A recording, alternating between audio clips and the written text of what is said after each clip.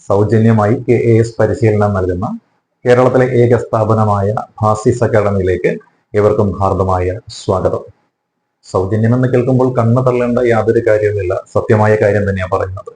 Preliminary പരീക്ഷ വരെ സൗജന്യമായ ക്ലാസ്സുകളാണ് നൽകുന്നത്. പ്രിലിമിനറി പരീക്ഷ വിജയിക്കുന്ന ആളുകളിൽ നിന്നും മാത്രമായിരിക്കും ഈ ഒരു കോഴ്സിൽ ഞങ്ങൾ ഫീസ് ഈടാക്കുന്നത്. അപ്പോൾ പ്രിലിമിനറി നിങ്ങൾ വിജയിച്ചു കഴിഞ്ഞാൽ, നിങ്ങൾ വിജയിച്ചിട്ടുണ്ട് എന്ന് നിങ്ങൾ അറിയിച്ചെങ്കിൽ മാത്രമായിരിക്കും ഞങ്ങൾ അറിയുന്നത്. അപ്പൊ ഞങ്ങളുടെ ക്ലാസ്സുകൾ നിങ്ങൾക്ക് പ്രയോജനകരമാണ് എന്ന് തോന്നിയെങ്കിൽ മാത്രമായിരിക്കുമല്ലോ നിങ്ങൾ ഞങ്ങളെ ഇൻഫോം ചെയ്യുന്നത്.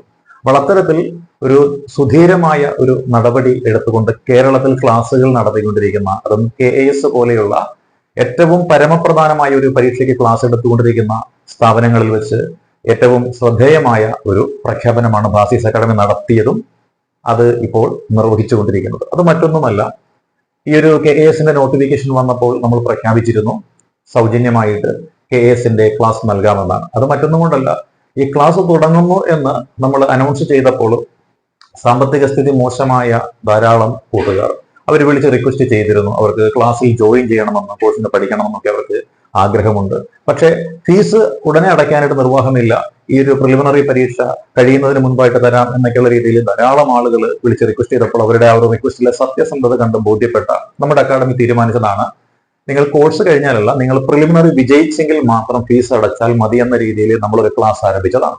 ഈ ഒരു ക്ലാസ് നമ്മൾ ഉദ്ദേശിച്ച രീതിയിൽ തന്നെയാണ് ഇപ്പൊ മുന്നോട്ട് പോയിക്കൊണ്ടിരിക്കുന്നത്. ഇനിയും ഈ ഒരു കോഴ്സിലേക്ക് ജോയിൻ ചെയ്യാൻ താല്പര്യമുള്ള ആളുകൾ ഉണ്ടെങ്കിൽ ഈ വീഡിയോയുടെ ഡിസ്ക്രിപ്ഷൻ ബോക്സിൽ നമ്മളൊരു ലിങ്ക് നൽകുന്നുണ്ട്.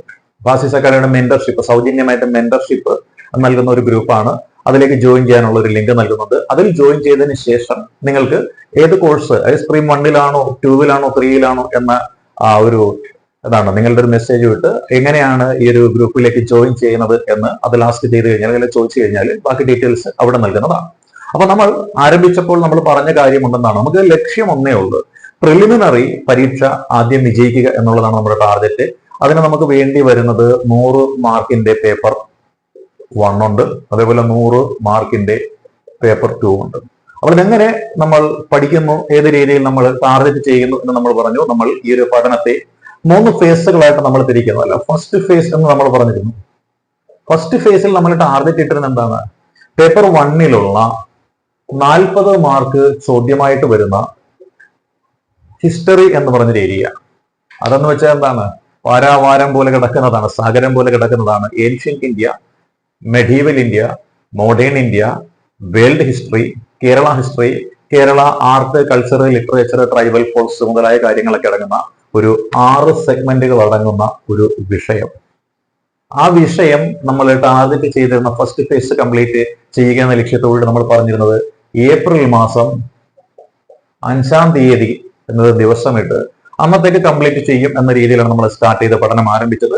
നമ്മൾ ഏകദേശം അത് തന്നെ ചെയ്തു. ഏപ്രിൽ മാസം 6-ാം തീയതിയാണ് നമുക്കത് പൂർത്തീകരിക്കാൻ സാധിച്ചത്. നമ്മൾ ഇട്ട ടാർഗറ്റ് ജസ്റ്റ് 1 ഡേ കൂടി എക്സീഡ് ചെയ്തു. ഏപ്രിൽ മാസം 6-ാം തീയതി നമ്മൾ എന്ത് ചെയ്തു, ഈ 40 മാർക്കിന്റെ പോർഷൻസ് കംപ്ലീറ്റ് ചെയ്തിരിക്കുകയാണ്. അതിൽ വീഡിയോ ക്ലാസ്സുകളുണ്ട്, അതേപോലെ ലൈവ് റെക്കോർഡഡ് ക്ലാസ്സുകളിലൂടെയൊക്കെയാണ് നമ്മൾ ആ ഒരു പോർഷൻ മുന്നോട്ട് കൊണ്ടുപോയത്. അപ്പോൾ ഈ ഒരു കോഴ്സിൽ പങ്കെടുത്ത ആളുകൾക്ക് ആ ക്ലാസിന്റെ ക്വാളിറ്റി എത്രത്തോളം ഉണ്ട് എന്ന് ബോധ്യപ്പെടുകയും അത് അവരുടേതായ വാക്കുകളിലൂടെ തന്നെ എന്താണ് നമ്മുടെ ഗ്രൂപ്പുകളിൽ അവർ ഇൻഫോം ചെയ്യുകയും ഒക്കെ ചെയ്തിട്ടുള്ളതാണ്. അപ്പോൾ അങ്ങനെ ഒരു കോഴ്സ് നമ്മൾ ആരംഭിച്ചു. അത് ആദ്യമായിട്ട് നമ്മൾ ടാർഗറ്റ് ഇട്ടത്, ഈ ഒരു ഫസ്റ്റ് ഫേസിൽ ടാർഗറ്റ് ഇട്ടത് ഹിസ്റ്ററിയുടെ 40 മാർക്ക്. അതോടൊപ്പം തന്നെ ഹിസ്റ്ററി പഠിച്ച് ബോറടിക്കുമ്പോൾ എന്താണ്, മലയാളം എന്ന് പറഞ്ഞ ഒരു ഏരിയ, അത് പേപ്പർ 2-ലാണ്. പേപ്പർ 2-ൽ 30 മാർക്കിന് മലയാളം ഉണ്ട്. അപ്പോൾ ഹിസ്റ്ററിയും മലയാളവും ഇടവിട്ട് പഠിച്ചു പോവുക എന്ന രീതിയിലാണ് നമ്മൾ തുടങ്ങിയിരിക്കുന്നത്. അപ്പോൾ അങ്ങനെ അത് ഹിസ്റ്ററി പൂർത്തീകരിച്ചു, മലയാളം പൂർത്തീകരിച്ചിട്ടില്ല. മലയാളം പതുക്കെ എങ്ങനെ പോയിക്കൊണ്ടിരിക്കുകയാണ്.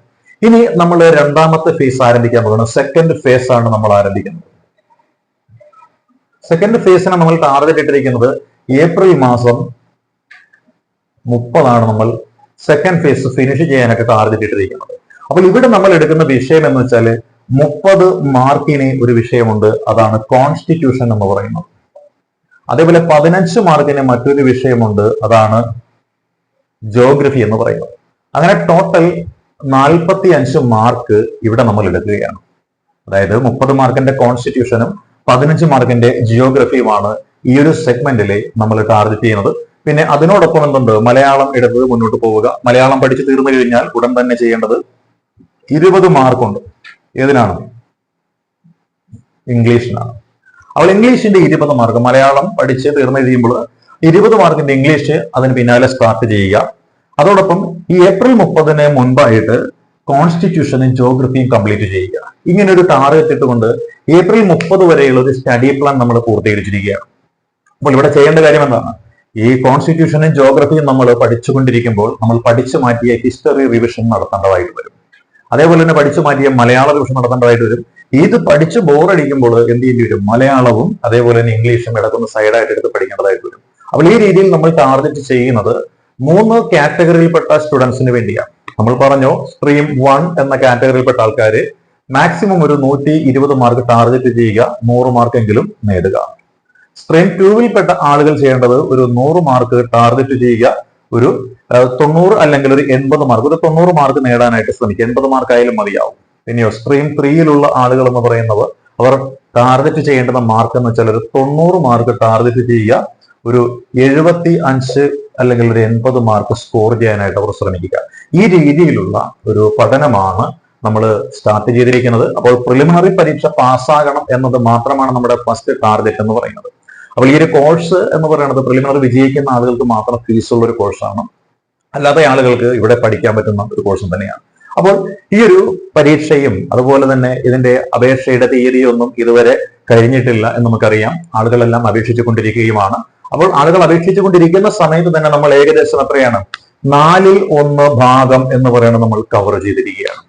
1/4 പാഠഭാഗം കവർ ചെയ്തിരിക്കുകയാണ്. അതായത് മറ്റൊരു സ്ഥാപനത്തിനും നൽകാൻ സാധിക്കാത്ത ഒരു കാര്യമാണ് നമ്മുടെ ബാസിസ് അക്കാഡമി ചെയ്തുകൊണ്ടിരിക്കുന്നത്, അല്ലെ? അപ്പൊ നിങ്ങൾക്ക് അറിയാം ഇത്തരത്തിലുള്ള ഒരു കോഴ്സ് ഏറ്റെടുത്ത് പഠിക്കുമ്പോൾ എത്രത്തോളമാണ് അതിന് ഫീസും നിങ്ങൾക്കറിയാം.